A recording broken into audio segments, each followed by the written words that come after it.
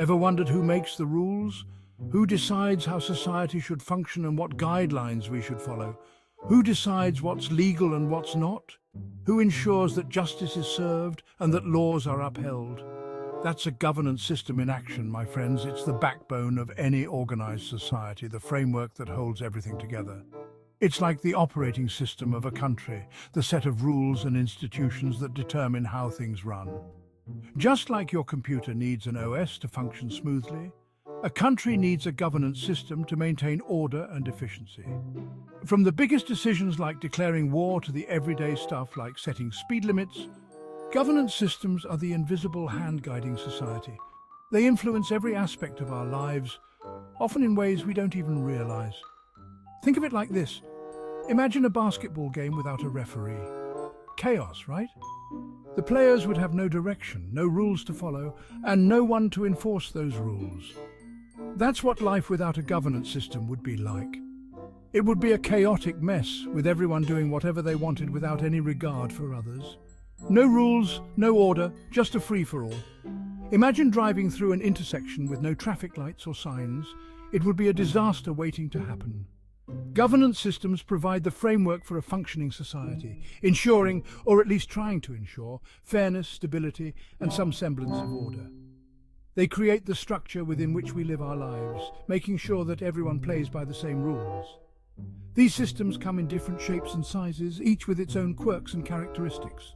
Some are more democratic, giving power to the people, while others are more authoritarian, concentrating power in the hands of a few.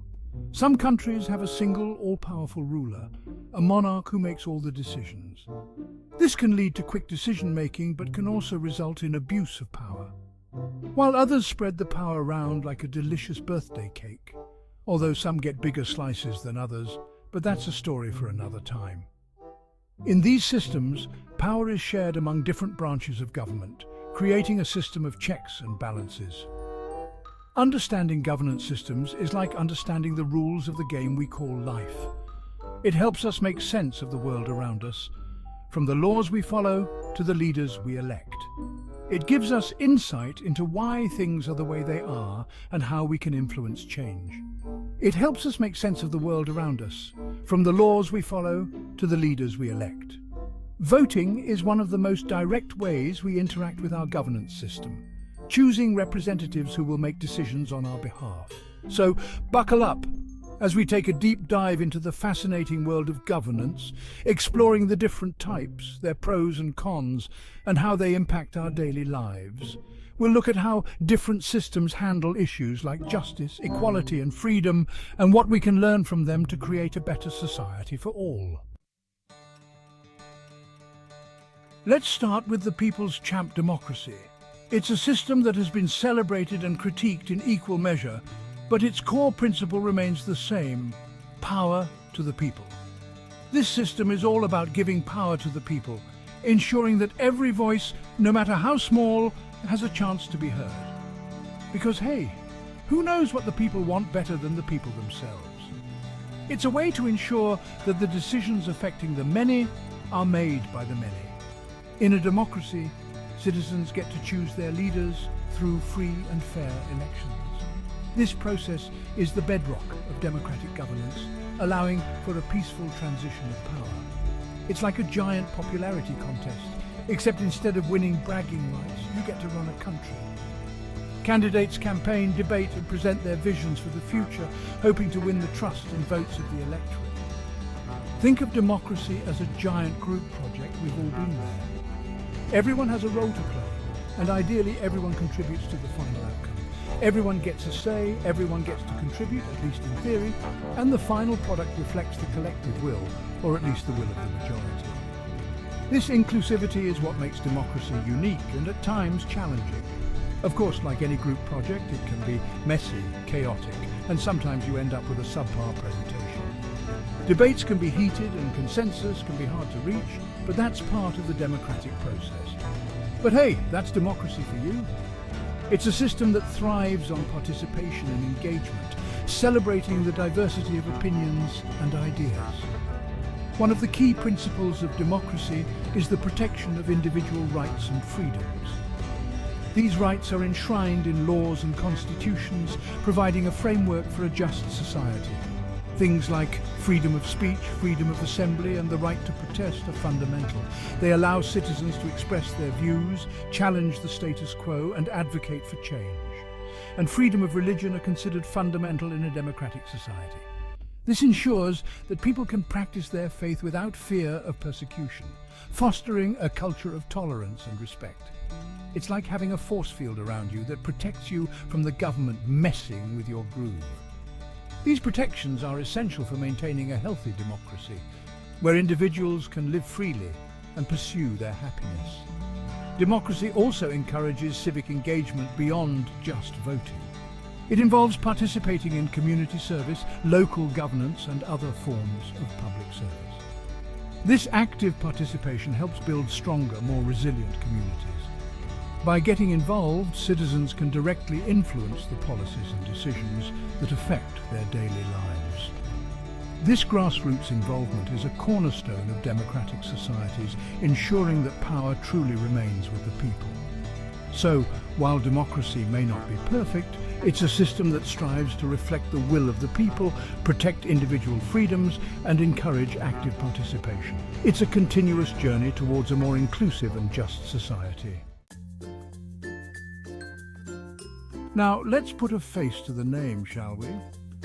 Democracy is a concept that transcends borders and cultures, and it's fascinating to see how different countries interpret and implement it. When it comes to democracy, there are different flavors out there.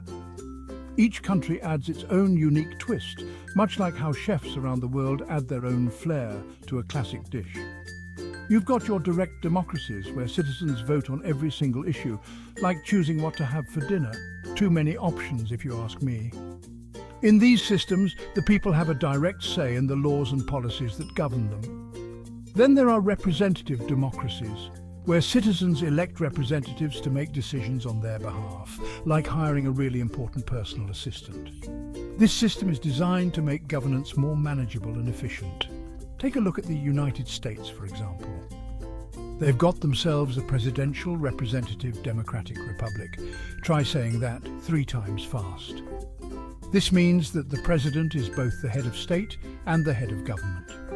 Citizens elect a president to lead the country and lawmakers to represent them in Congress.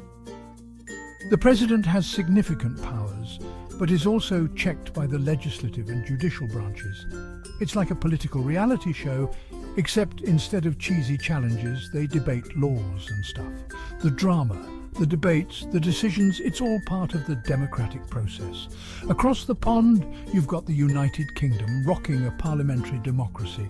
Here, the roles of head of state and head of government are separate, with the Prime Minister leading the government. They elect members of Parliament, and the leader of the party with the most seats becomes the Prime Minister. This system emphasizes the role of political parties and collective decision-making. It's like a game of musical chairs, except instead of chairs, they're vying for the top spot in government.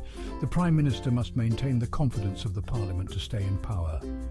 These are just a couple of examples of democracy in action, each with its own unique characteristics and quirks. From the town halls of New England to the parliamentary debates in Westminster, democracy takes many forms. But the common thread is the power of the people, baby. No matter the system, the essence of democracy is that the people have a voice and a choice in how they are governed. It's a beautiful, complex and ever-evolving tapestry of human governance.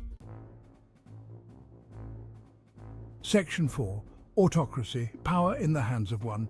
Now, let's switch gears and talk about the opposite end of the spectrum, autocracy. This system is all about centralizing power in the hands of a single person or a small group. Think of it like a dictatorship, where the ruler has absolute power and everyone else is just along for the ride. In an autocracy, there's no room for dissent or opposition. The ruler's word is law, and questioning their authority is about as welcome as a skunk at a picnic. Freedom of speech, freedom of the press, forget about it. In an autocracy, the only permissible opinion is the ruler's opinion. Autocracies can be established through various means, from military coups to rigged elections. Once in power, autocrats often maintain their grip through fear, intimidation, and suppression of any opposition. It's like a game of Simon Says with incredibly high stakes. Section 5. Autocracy, past and present. History is littered with examples of autocracies, from the Roman Empire to the reign of Napoleon Bonaparte. These rulers often rose to power through military might or cunning political maneuvering, consolidating their control and ruling with an iron fist. But autocracies aren't just a relic of the past. Sadly, they still exist in the modern world. North Korea, for example, is often cited as a prime example of an autocracy, with its supreme leader wielding absolute power and a tightly controlled society. Autocracies can have a profound impact on the lives of their citizens, often leading to human rights abuses, lack of freedom, and economic inequality. It's like living in a gilded cage, where everything may seem shiny and perfect on the surface, but beneath lies a darker reality.